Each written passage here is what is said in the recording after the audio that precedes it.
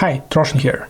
First of all, thank you so much for getting my new 3RL only tattoo needles. I hope you already love them as much as I do. In this video, I wanted to share some tips and tricks on how to get the most out of these needles. Let me start by explaining how I use these needles in my workflow, and then give you a few more specific solutions to the common needle issues that artists face during the work. Usually when I start a new project, I like to map everything out on the skin using this 803. First, I adjust the needle throw to have the tip of the needle slightly hidden in the cartridge when the machine is off. This helps to avoid dragging the skin with the needle, especially on stretchier parts of the skin. These 3RL only needles are 1 mm longer than standard Da Vinci needles, so you will need to adjust the grip to get the same needle throw that you're used to, and you might notice that they will feel a little bit harder hitting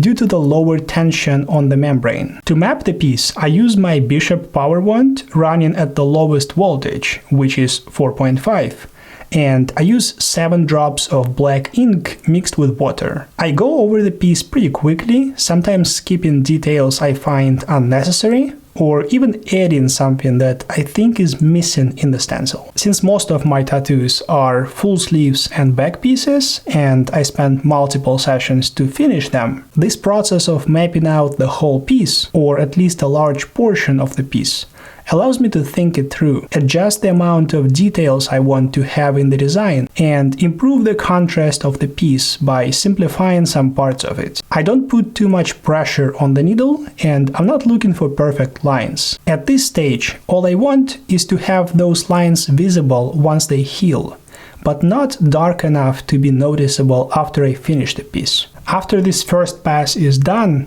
whether I have time in the first session or in the following session, I like to work on the darkest parts of the image. To do that, I switch to 1003 and use solid black to fill those areas. If the details I need to work on are smaller, I can use 803 instead. I keep the voltage for my machine between 4.5 and 5.5, depending on my mood, the size of the area, and how well the client's skin is taking it. I find it helpful to start with the darkest parts of the design for 2 reasons. First of all, if some of these areas don't heal dark enough, I'll have plenty of time during the following sessions to darken them up. Second, seeing the dark parts of the tattoo completed helps me avoid overdoing medium tones and leave more negative space, which leads to better overall contrast. If I don't see these darker areas, I tend to feel too much skin with different shades of gray, and in the end I usually regret it. When all the gray lines and darker tones are healed, I work on the medium tones and details. The needle choice for that depends on the size of the area and my goals. If I work on some important parts of the piece, such as faces, jewelry, or anything very detailed, and I want that part to look extra clean, I would use 803. This needle gives me the sharpest texture, or needle marks, and the most control over what I'm doing. Once I'm done with these detailed parts of the design, I like to switch to 1003. It's not as tight as 803, the needle marks are a bit softer, which means it's less traumatic, resulting in a lower chance of overworking the skin, and I can move through the piece faster and more efficiently. By the way, having a softer texture from 1003 in less critical areas of the piece helps visually highlight the sharper and more detailed areas done with 803. For some projects, including this back piece and this leg sleeve, I only used 803 to map out the piece. Everything else was done with 1003 due to the size of all the parts of the design. For this sleeve, I switched back and forth between 803 and 1003 based on the level of detail in the part I was working on. And some smaller tattoos, like these, were done mostly with 803, but I still used 1003 to fill in solid black areas. For white highlights in my tattoos, I also use the needle size that fits the size of those highlights. If they are large enough for 1003, I would prefer that, mostly because it's less traumatic. But if I need to get to some tiny highlights in the eyes of a portrait or something like that, 803 would be the best choice. Quick note on the different skin types and how they affect my needle choice. Sometimes I start working with the needle that makes more sense for a particular project, for example 803. Then I realize that it just doesn't work well. The skin might not take the inks, or might get too red or bleed too much. In those cases, I try switching to 1003, and usually it goes much easier. Or sometimes it's the opposite.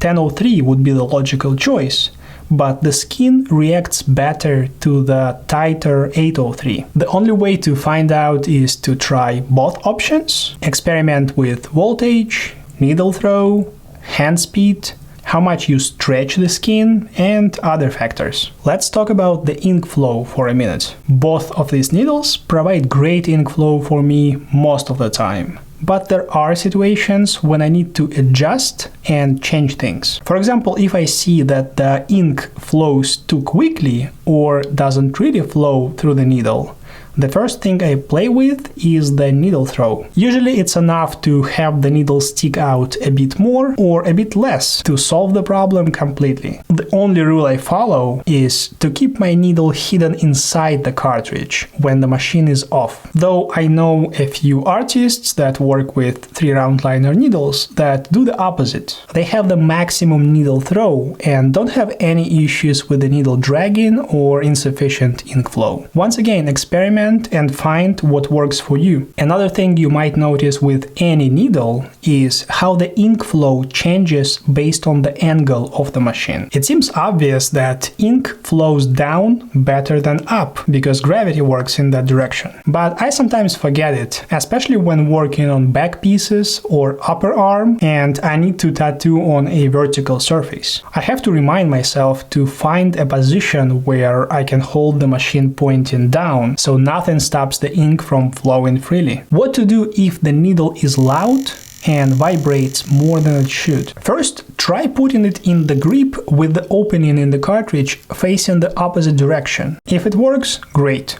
If not, adjust the needle throw. There is always some friction between the plastic parts of any cartridge, and changing the throw usually helps minimize it. The next big problem that many artists encounter at some point during their work is needle clogging. In my experience, the main reason for that is low-quality paper towels. The secondary reason is dry skin. And the third reason is thicker inks. I noticed that my needles get clogged more often when I use solid black inks compared to gray washes. It seems obvious. Thicker inks combined with dust from paper towels and dry skin particles make everything stick between the needles faster. The only way around it for me is to rinse the needle every now and then in a water cup and clean it with a paper towel. As for dry skin, if I know that a particular client's skin is very dry and I struggle with needle clogging, I usually advise them to moisturize the skin with lotion for a few days before their next appointment. Once they do that, their skin feels much better,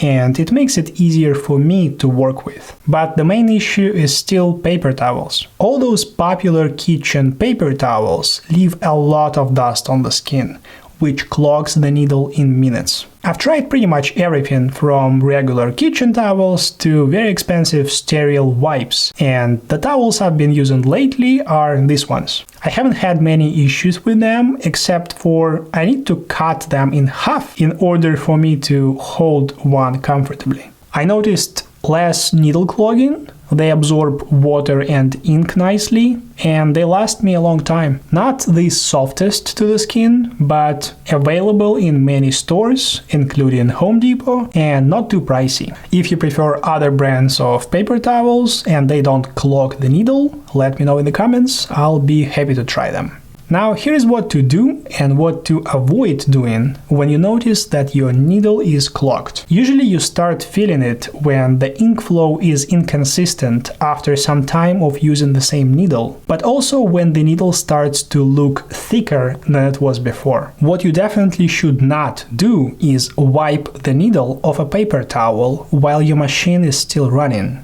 That's the best way to make things worse. Actually, I highly recommend to never touch the paper towel with the running needle. Once you notice the clog, stop the machine, remove the cartridge from the grip, put on a fresh pair of gloves, and use one hand to push the needle all the way out. With your other hand, pull the clog with a paper towel. If it works out, try working with that needle again and see if the problem is solved. If not, I usually switch to a new cartridge. Some days I work with the same needle during the whole session for 5-6 hours.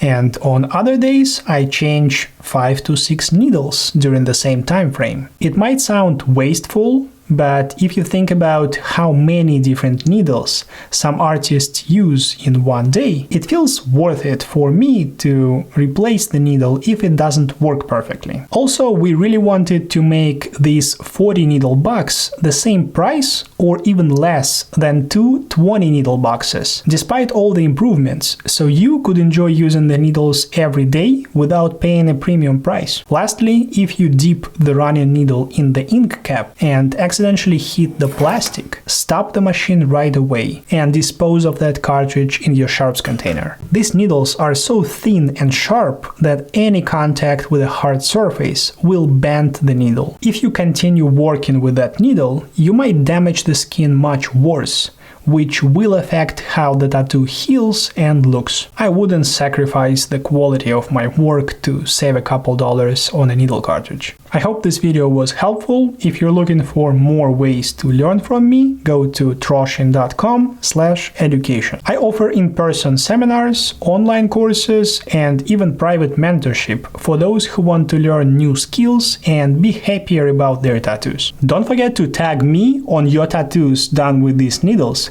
so I can check them out and repost the best ones on my Instagram. Have a great day, and may the force be with you.